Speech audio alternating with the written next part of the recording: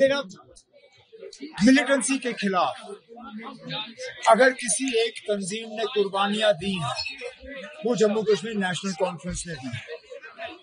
मुझे अफसोस होता है जब वजीर आजम साहब, वजीर दाखिला साहब इस तरह की बातें करते हैं, क्योंकि चलिए सियासी इख्तिलाफात हो सकते हैं, लेकिन हकीकत को इस तरह से मतलब तोड़ मरोड़ के पेश करना ये गलत बात है ना। जहां मैं खड़ा हूँ, जिस उम्मीदवार के लिए आज मैं वोट मांग रहा हूँ, क्या उसके घर की कुर्बानियां मुझे वजीर दाखिला साहब को दोबारा याद दिलानी होंगी? जिस तरह इस घर में मिलिटेंसी की जो है वो शिकार हुए हैं, कितने हजार नेशनल कॉन्फ्रेंस के हमारे वर्कर, हमारे सीनियर साथी, हमारे मिनिस्टर, एमएलए, एमएलसीज कुर्बान हुए। क्या मुझे वजीर दाखिला साहब को ये याद दिलाना होगा? और जहां तक रही मिलिटेंसी की, मुझे मालूम है उन्होंने अपनी तकरीर में कहा कि अगर कांग्रेस नेशनल कॉन्फ्रेंस की हुकूमत बढ़ती है तो मिलिटेंसी बढ़ जाएगी। मैं उन्हें याद दिलाना चाहूंगा, वो मेरी हुकूमत के 6 साल देखें, लगातार हर साल मिलिटेंसी की ग्राफ जो है वो कम होती गई। उसका मुकाबला पिछले 5 साल से करें तो लगातार हर साल मिलिटेंसी की ग्राफ बढ़ती गई। जम्मू में मिलिटेंसी को नई शुरुआत मौजूदा हुकूमत ने दी।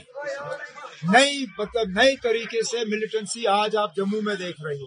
किस जिले का नाम लो?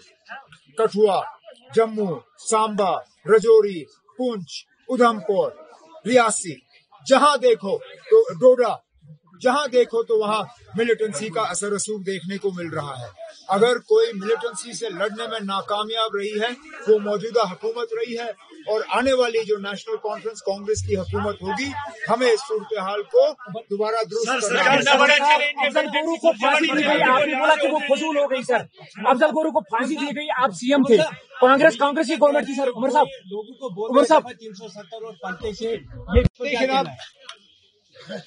आखिरकार अगर ये हमसे छीना गया तो सुप्रीम कोर्ट के एक फैसले से, सुप्रीम कोर्ट ने के इस फैसले से, इससे पहले जो 3 फैसले 370 के हक में हुए थे वो तब्दील हुए।